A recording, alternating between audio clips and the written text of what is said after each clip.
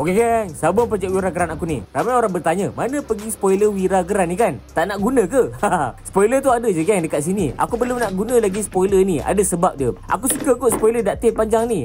Tapi kalau nak pasang dekat Wira Geran ni kan, belakang ni aku baru cat kan. Jadi kalau nak pasang spoiler tu, kena cat dulu spoiler ni. Sebab sini lubang dia dah tutup dah geng. So sayang lah kalau nak tebuk balik. Tapi spoiler tak ready untuk letak. Kalau letak dulu spoiler ni, nanti nak tanggalkan balik payah pula. So better aku kena hantar cat dulu. Okey, kedua geng, belakang spoiler ni ada lampu brake ketiga tau. Problem lampu brake ketiga ni kan, Wira Geran ni kan lampu albino. So bila pasang spoiler daktil ni dekat belakang ni, kita boleh nampak dia tak matching dengan lampu albino ni. Tiba-tiba ada merah dekat situ. So aku rasa macam nak modify benda ni jadi putih semuanya.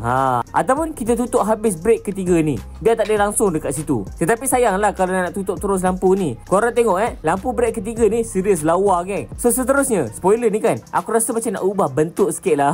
Masa tu aku pergi event Conti versus JDM dan aku jumpa Silva S15 ni. Aku tengok spoiler dia, cun juga. Jadi mungkin lah aku cara nak potong dekat sini. Tapi aku tak pasti dengan keputusan ni, sama ada nampak okey ataupun tak. Biar je rupa dia macam ni geng. Korang rasa macam mana geng? Jangan suruh aku tukar spoiler daktil yang biasa selalu guna tu.